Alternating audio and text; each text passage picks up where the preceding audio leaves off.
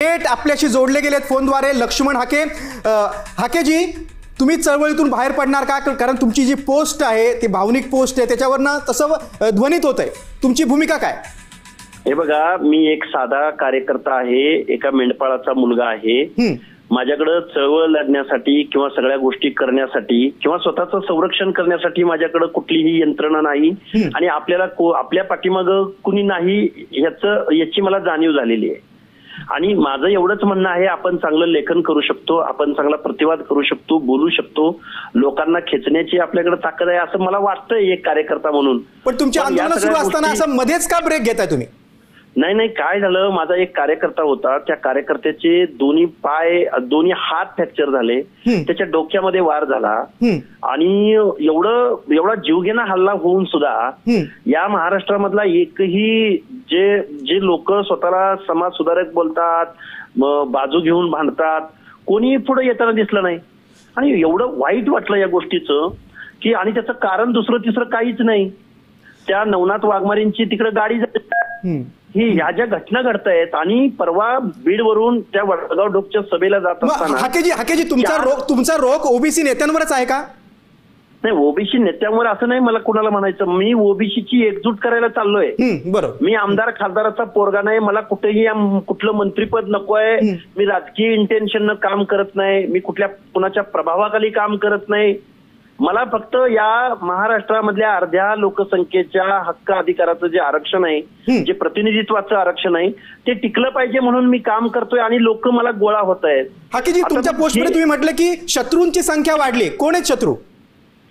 हे सगळेच शत्रू आहेत, आता मी काय बोलणार त्याच्यावर? पण नावं घ्या ना, कोण आहेत? नाही, फ्रस्ट्रेशन या गोष्टीचं आहे की आपल्या कुटुंबियापर्यंत, आपल्या मुलाबाळापर्यंत जर ही लोक येणार असतील, उद्या माझ्या कार्यकर्त्याला जर एवढ्या वाईट पद्धतीनं मारलं गेलं असेल तर आपला पण नंबर आज उद्या परवा लागू शकतो। म्हणजे आपल्या समाज बांधवांकडनं पाठिंबा मिळत नाही म्हणून तुम्ही निराश झालात का? नाही, पाठिंबा नाही, सर्वसामान्य माणूस हजारोंच्या संख्येनं जमा होतोय, त्यामध्ये वाद नाही। पण एवढ्या सगळ्या गोष्टी घडत असताना, हल्ले होत असताना प्रचंड नैराश्याची भावना आहे, याच्या पलीकडे काही नाही। नेते मोठे आहेत, त्यांच्या मोठेपणाबद्दल मी कधीही डाऊट घेतला नाही, उलट मी डिफेन्स मध्ये काम करत आलोय आजपर्यंत, हेच आहे, बाकी काही नाही। आंदोलनाच्या आघाडीवर असताना मग तुम्ही आता काय निर्णय घेणार, तुमची पुढची भूमिका काय? उद्या पावसाची परिस्थिती आहे, अहिल्यानगर जिल्ह्यामध्ये दैत्य नांदूरला मी सभा लावलेली आहे, लोकांनी बोलवलंय मला, कारण मी जर लोकांना बोलवत बसलो तर माझ्याकडे कुठलीही यंत्रणा नाही, मी कुणाला चहा पाजू शकत नाही, मंडप लावायचा, झेंडा लावायचा, गाड्या द्यायचा, डिझेल पेट्रोल द्यायचं, ही तर पुढची गोष्ट। हाकेजी, आणखी एक महत्वाचा प्रश्न आहे की तुमची जी निराशा आहे, ही जी खंत आहे, ही तुम्ही कुठल्या ओबीसी मोठ्या नेत्याजवळ बोलून दाखवली का? म्हणजे छगन भुजबळ असतील किंवा आणखी कोणी असतील?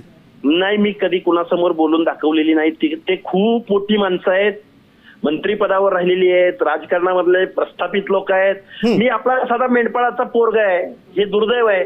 मी माझा जीव वाचवू शकत नसेल तर मग मी माझ्या गोळा होणाऱ्या लोकांना मी कसा आत्मविश्वास देणार, ही खंत आहे माझ्या मनातली, बाकी कुणाबद्दल काही बोलायचं नाही। मग चळवळीतून तुम्ही बाहेर पडणार अशी भूमिका अशी ठाम ठरवली आहे का तुम्ही?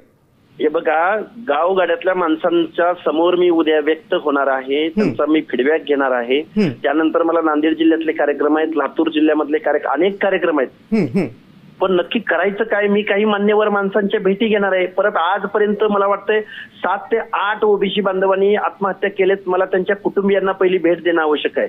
त्यामधल्या मी एकाच आत्महत्याग्रस्त कुटुंबियांना भेट दिली, बाकी 6-7 जण तशीच्या तशी आहेत। मी एक कार्यकर्ता म्हणून एका तर कार्यकर्त्यानं माझं नाव लिहून आत्महत्या केली, माझं म्हणजे आमच्यासारख्या नेत्यांचं, त्याच्या कुटुंबियांना जाऊन आधार देणं ही माझी प्रायोरिटी। नक्कीच हाकेजी, आता सगळ्या मेळाव्याकडे आमचं लक्ष असणार आहे, तुम्ही उद्या काय भूमिका जाहीर करतायत, मात्र तुम्ही सविस्तरपणे साम टीव्हीशी बोललात, अनेक मुद्द्यांवर अगदी मनमोकळे तुम्ही संवाद साधलात, आपली भूमिका स्पष्ट केली, त्याबद्दल धन्यवाद।